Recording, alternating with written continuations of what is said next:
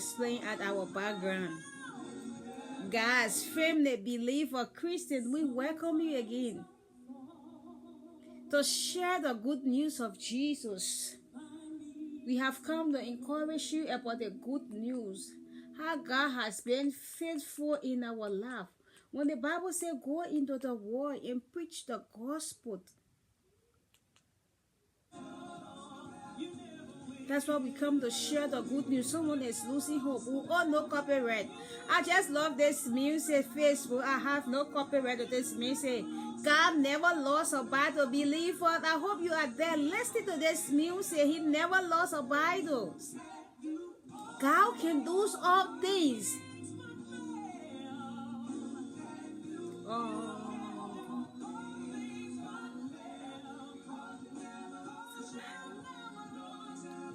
He never lost a battle. I know, you know. I own no copyright to this music. This only telling us God can do all things. He never lost a battles. No way. I own no copyright to this song. He never lost a battles. Just imagine your life. See you going through that trouble. The enemy meant it for evil, but God gave you the victories. The enemy thought that nothing good would come out of you, but God make you to be useful. That's why there's some saying, God knows all things. He never lost a battles. God never lost a battles. He gave us powers. He gave us victories. God fought that unseen battles on our behalf. That's why the Bible said, one man was asleep. He said the enemy came to sow evil seeds in his sleep and escape. But you know the good things? When we wake up, God won our battles on our behalf. Every evil seeds the enemy planted in our life, God uprooted. That's why I'm playing this song, believer. Just imagine your life. See the struggle you are going through, but still, you still surviving. The enemy meant it for evil. You had that accident that your life could be aborted. But God gave you the victory. He gave you the chance to live again. That's why we need to acknowledge God in everything we do. Because He is faithful. He is mighty. What the Bible let us to know in Psalms 106 verse 1. He said, give thanks to the Lord, for He is good. His mercies endureth forever. God have mercy on us. Every time we fall short of His glory, we go to Him in our prayers. We plead out for mercy. He forgave us. He cleansed us. Look at the one He says. He will have no records of our wrongs. The things we do, the things that cause Him pain, He will have no record. He will make us white as snow. God has been so faithful in our life. That's why He let us to know in Psalm 105. He said, give thanks to the Lord. Proclaim His name to all nations. We should give Him thanks. Testify the wonders of God in your life. I just want to keep your mind back. Look at your life 5 years from now. Look back at your life 5 years where you used to be. But now see your present condition. See where God has brought you. It got to be Him. That's why He said, give thanks in everything. He deserves our praise. He deserves our appreciations. We need to have the heart of gratitude unto Him, going to Him, turning the glory unto Him. When you want to know that people are really ill, go to the hospitals. Visit hospitals. People is ill. Sicknesses has taken over. But look at you and I. He strengthened us. He brought us this far. He gave us the life. We are living. When we went to bed last night, we never knew how sleep carried us to bed. Even this morning when we wake up from bed, we don't even know the first legs that we place down from our bed. He strengthened us each day. Go look at the hospital. Someone is lying in oxygen. Look at the hospital. Somebody is crying over their relatives, over their child. Someone is going through pain. Someone is going through that brain trauma. Someone is having that cancer in their brain. Someone is having cancer in their lungs. But see the gift of life. God has strengthened you. Some of us don't even go to hospital. We don't even do check up. Except when we really sick. Before we visit the hospital, it got to be Him. This hour, someone is lying under that oxygen. The doctor is giving up over life. Family lose hope. They are in tears for their relatives. But see the wonders of God over our life. See His protection. See His faithfulness over your families. Look at where you used to be and now see your present condition. It got to be Him who has strengthened you. Do you know the enemy's plan for us? They put evil trap before us that when we leave our houses to go out, to go to our job, to go to our business place, that we should not return back, or we should come back home with calamity, with frustrations. But you know the good things of Him? He protects us.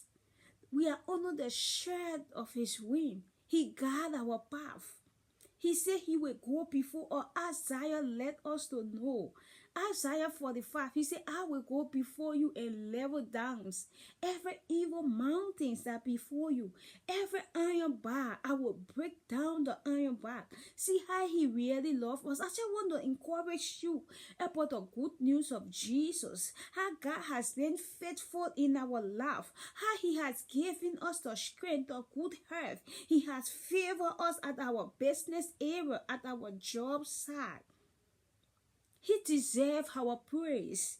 He deserves our worship. We don't need to get tired calling on to the name of Jesus. He needs to answer our prayer. That's why He said, men always to pray, not faint. We should be there to pray because the enemy don't want us to experience the goodness of God over our life. When God let us to know in Jeremiah, He said His plan for us is not evils, to bring us to the expected end. What is that expected end? He said He has a plan and purpose for us. Look at that plan God has for you. But the enemy don't want you to benefit.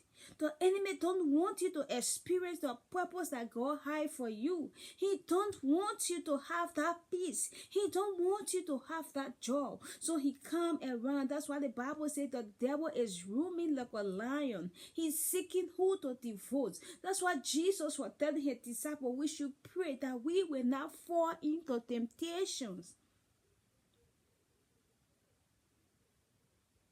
God is mighty. We should pray. Maybe somebody will say, do you know how long I've been in that problem? Do you know how long I have prayed? How long I've started praying and nothing is working out? Yes, I want to take you to the story in the Bible of Luke. That the Bible talk about the widow woman. That widow lady who went to that unjust judge to plead her case. And the Bible says that God had no regard for anybody. But you know the good things I see in that lady? She was persistent. She never gave up. She said, I will go to the judge until he plead my case before I will leave him. I perceive in my spirit. I perceive in my mind that early in the morning that lady will be at the judge's door to wake him up before he get out from his house. When he come back from his home, from job, he will meet her sitting at his door just for him to plead her case. She never get tired running after him. What most about our God? How long you have been going through that situation? How long you have been going through that trial, that torment? Continue to hold on the garment of Jesus. Call unto Him that He, God, will meet you at the point of your need. That He, God, will deliver you from the oppression that is holding you.